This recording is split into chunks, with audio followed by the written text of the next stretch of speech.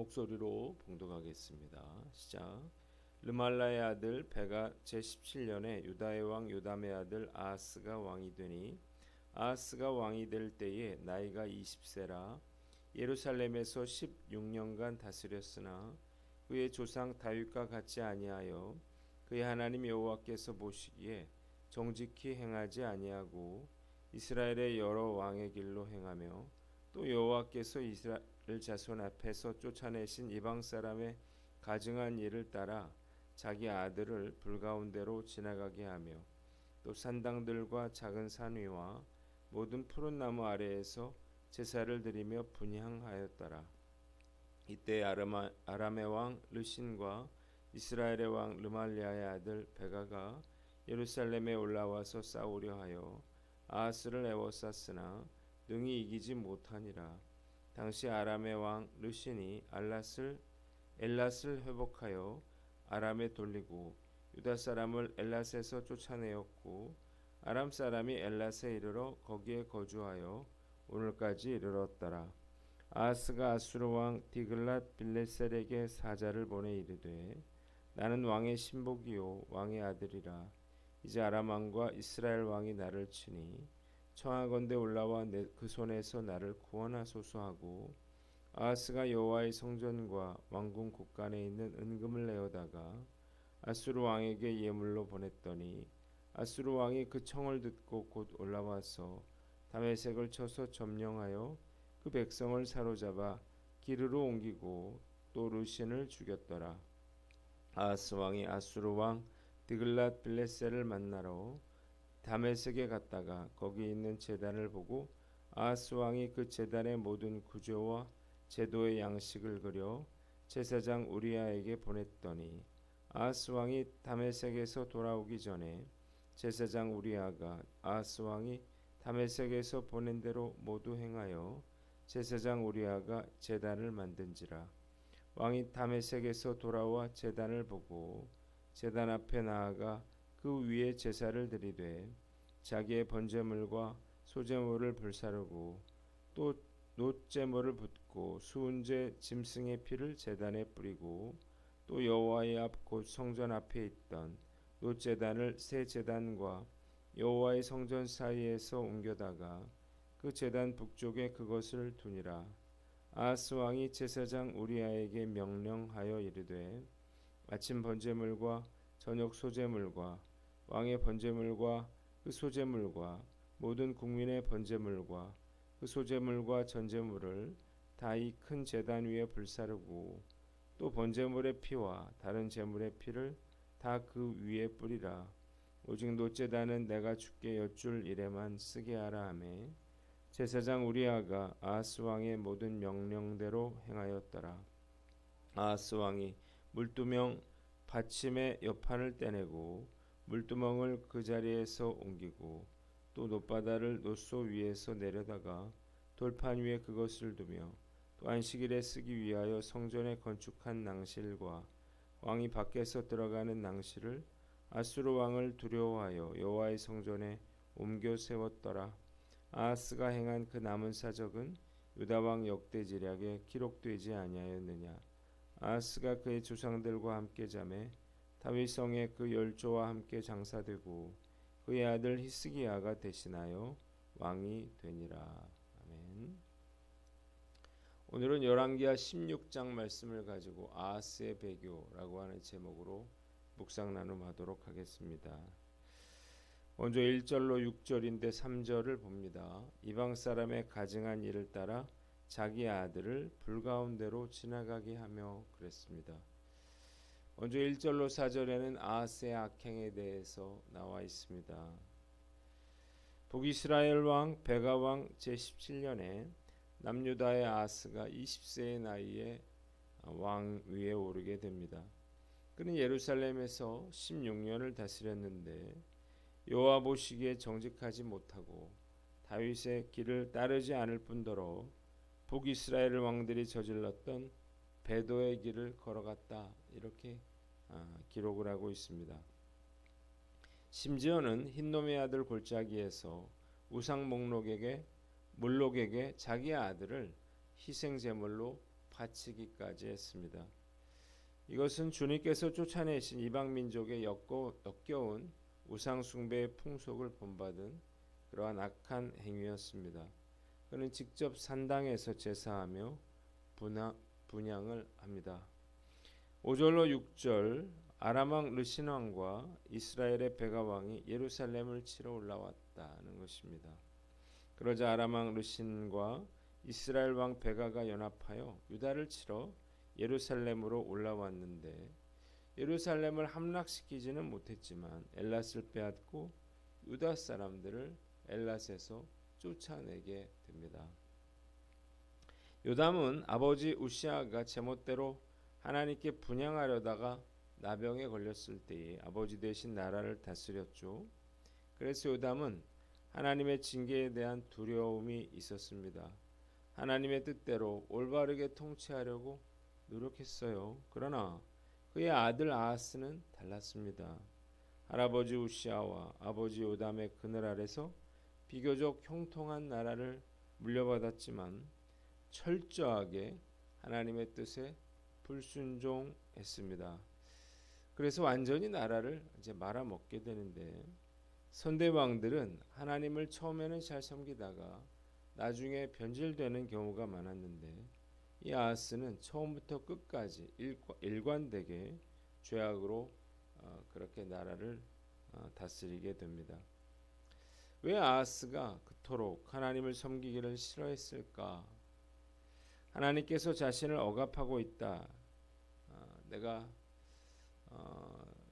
하나님의 율법을 지키는 것이 부담스럽다, 힘들다 이렇게 생각한 거죠. 아하스가 20세의 왕이 오른 후에 지금까지는 어려서 율법에 얽매여 살았지만 이제부터는 내 맘대로 자유롭게 살아야겠다 이렇게 마음먹었습니다. 그래서 그가 한 일이 무엇인가요? 노골적으로 우상을 섬기는 일이었습니다. 그것도 하나님이 가장 싫어하시는 우상인 몰렉을 섬겼어요. 하나님이 몰렉을 그토록 싫어하신 이유가 무엇인가? 몰렉의 제사가 사람을 불살라 바치는 인신 제사였기 때문입니다.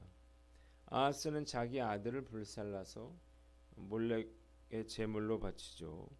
유다 왕이 이런 식으로 대놓고 우상을 숭배하게 되자 백성들 역시 유다의 산당과 산 위와 나무 아래 온 땅에서 우후죽순같이 우상을 숭배하게 되었습니다. 본문이 우리에게 주는 교훈이 있는데 하나님을 떠나면 죄와 우상 숭배로 고통받는다라고 하는 것입니다. 신기하게도 하나님을 버리고 내가 원하는 대로 살기로 결심하면 아하스처럼 그렇게 자연스럽게 우상 숭배에 빠져드는 것입니다. 이유가 뭔가요? 첫째로 영적 공백이라고 하는 것이 없기 때문이에요. 영적 공백이나 중간지대는 없다는 사실을 깨달으시기를 바랍니다. 하나님을 버리면 우상을 섬기게 되는 것입니다. 하나님을 부정하는 사람들 중에 나는 나 자신을 믿는다는 사람들 중에 얼마나 미신을 좋아하고 사주궁합을 좋아하고 부족을 좋아하고 손 없는 나를 좋아하는지요. 자, 영적인 그러한 공백은 존재하지 않는 것입니다. 두 번째, 우상 숭배의 본질은 자기를 사랑하는 것이기 때문이에요. 그러니까 우상이라고 하는 건 전적으로 자기를 위해서 섬기는 거죠. 내가 돈을 원하면 돈을 주는 신을 섬기는 거고, 내가 쾌락과 즐거움을 원한다면 쾌락과 즐거움을 채워주는 그러한 신을 섬기는 것입니다. 아하스는 자신이 원하는 것을 얻기 위해서 몰렉 신에게 그의 자식도 불살라 바치는 것이에요. 하나님을 버리고 우상 숭배에 빠진 아하스와 유다 백성들에게 어떤 일이 일어났는가요? 오늘 본문에는 자세히 기록되어 있지 않지만 아람의 왕 르신과 이스라엘 왕 베가가 연합군을 만들어서 예루살렘에 쳐 들어오게 됩니다. 자, 그래서요, 이 베가 왕이 이끄는 이스라엘 군도 유다의 대군과 전면전을 벌여서 단 하루에 12만 명을 죽이는 그러한 믿기 어려운 그런 전과를 올리게 됩니다. 그런 내용들이 자세하게 이렇게 기록이 되어 있는데 이 모든 고통은 아하스가 하나님을 버리고 제멋대로 살고 우상을 섬기고 악을 저질렀기 때문이었다는 것입니다. 우리 마음 가운데 불순종한 마음이 들 때보다 더 큰 위기는 없다는 사실을 깨달으시기를 바랍니다. 내가 반항심이 들고 제멋대로 하고 싶을 때 즉 극히 조심해야 하는 것입니다. 결국에는 이렇게 큰 고통과 어려움을 당하게 될 것이기 때문이에요.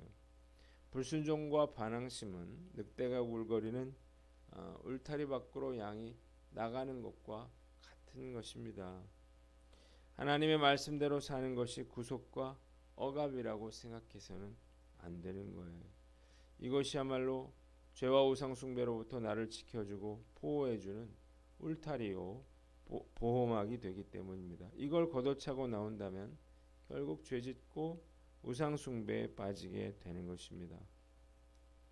매일 말씀을 묵상하며 살다 보니까 마치 이 매여 있는 삶처럼 느껴질 때가 있습니다. 그러나 저는 이 말씀 묵상의 시간이 저를 죄로부터 지켜주고 보호해주고 하나님을 떠나지 않게 만들어주는 끈이라는 사실을 잘 알고 있습니다. 오늘 난 어떤가 살펴보고 우리가 일평생 말씀 묵상을 삶의 최우선순위에 두고 살아가는 말씀에 매여 살아가는 저와 여러분들 되시기를 주님의 이름으로 축원합니다. 두 번째로 7절로 9절 말씀인데 7절을 봅니다. 청하건대 올라와 그 손에서 나를 구원하소서 그랬습니다. 이에 다급해진 아하스는 아수르의 드글랏빌레셀에게 자신이 그의 신하이며 아들이라 말하면서 유다의 왕궁과 성전의 모든 보물을 바치면서 지원을 요청합니다. 그러자 드글랏빌레셀은 아람의 다메섹을 공격하여 성을 함락시키고 르신을 죽입니다. 자, 본문이 우리에게 주는 교훈이 있는데 인간적인 방법을 버리고 하나님의 도움을 구하라는 것입니다. 자, 아하스는 아람과 이스라엘 연합군의 공격을 받아서 그의 선친인 우시아와 요담에 의해서 확장된 영토들을 다 잃어버리게 됩니다. 이것은 우시아와 요담이 여호와 앞에서 정직하게 행했을 때 하나님이 선물로 주신 땅이었죠. 자, 아하스는 아직 정신을 못 차렸습니다. 자신의 힘으로 되지 않자 돈을 주고 이 아수르 군대를 불러들인 거예요. 그리고 어떻게 했습니까? 이 아수르 왕에게 뇌물을 바치게 되는데 이것은 성전의 헌물들과 백성들이 낸 세금으로서 하나님의 일을 위해서 쓰여져야 할 그러한 재물들이었습니다. 이사야 선지자는 아수르의 도움을 믿지 말고 하나님께 도움을 구하라 이렇게 간곡하게 충원했지만 아하스는 이 이사야의 조언을 무시하게 됩니다. 그런데 이 아하스가 아수르 군대를 끌어들인 것 이것은 매우 어리석은 그런 일이었습니다. 왜냐하면 아수르는 원래부터 아람을 칠 생각을 하고 있었어요. 아수르 입장에서는 횡재가 아닐 수 없죠. 어차피 해야 할 전쟁을 거액의 돈을 받고 이 전쟁을 하게 되었기 때문입니다. 즉시 아수르는 아람으로 쳐들어갑니다. 다메섹을 쳐서 점령하고 그 백성들을 사로잡아 기르로 옮기고 르신 왕을 죽입니다. 이를 본 아하스는 어리석게도 쾌재를 부르죠. 그 인간적인 방법이 문제를 해결한 것처럼 보입니다. 그러나 아람이 무너진 후에 아수르의 칼끝이 유다를 향하게 될 것이라는 사실을 그는 전혀 알지 못했습니다. 우리가 위기 상황에 처했을 때 인간적인 방법으로 문제를 해결하려고 해서는 안 된다는 것입니다. 인간적인 방법으로 문제를 해결하면요, 그럼 결국 더 큰 그런 어려움을 겪게 되는 것입니다. 위기에 처할 때 그 사람의 진면목이 드러나게 되는 것입니다.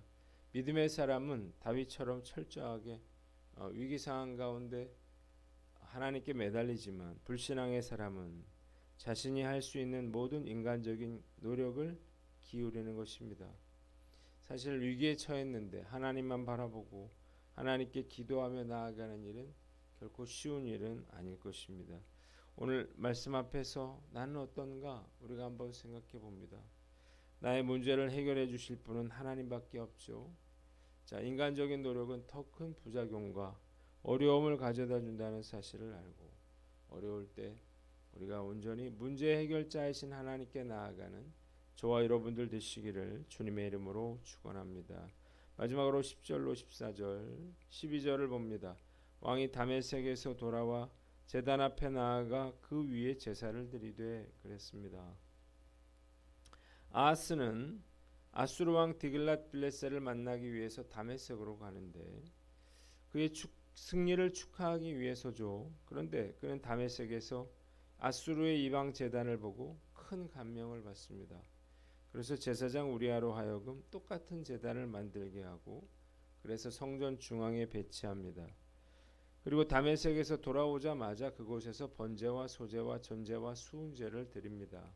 그리고 솔로몬의 놋제단은 새 제단의 북쪽에 외진 곳으로 치워버려요. 그리고 제사장 우리아에게 모든 제물을 새 제단에 드려라 이렇게 명하고 여호와의 놋단은 자기 개인적으로 하나님께 묻는 용도로만 사용하겠다 이렇게 말했습니다. 본문이 우리에게 주는 교훈이 있는데 문제의 원인을 나에게서 찾아라는 것입니다. 왜 아하스가 예루살렘 성전에 아수르의 우상 제단을 만들고 그곳에서 분향하며 우리아 제사장에게 제사하라 이렇게 명령했는가? 아수르의 신이 하나님보다 더 우월하다 이렇게 생각했기 때문이에요. 역대하 28장 23절에 아하스는 이렇게 말합니다.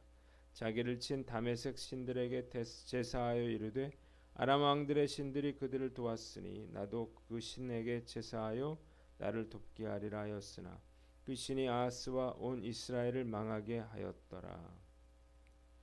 아하스는 자신에게 어려움이 닥친 이유를 자신이 아니라 하나님에게서 찾았다는 것입니다.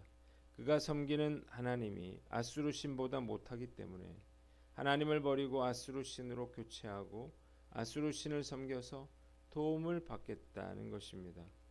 아하스가 악을 저지르니까 하나님께서 아수르를 징계의 도구로 삼으신 것인데 아하스는 어리석게도 아수르가 잘 나가는 것이 아수르의 신 때문이라 이렇게 생각하고 아수르의 신을 섬긴 거예요.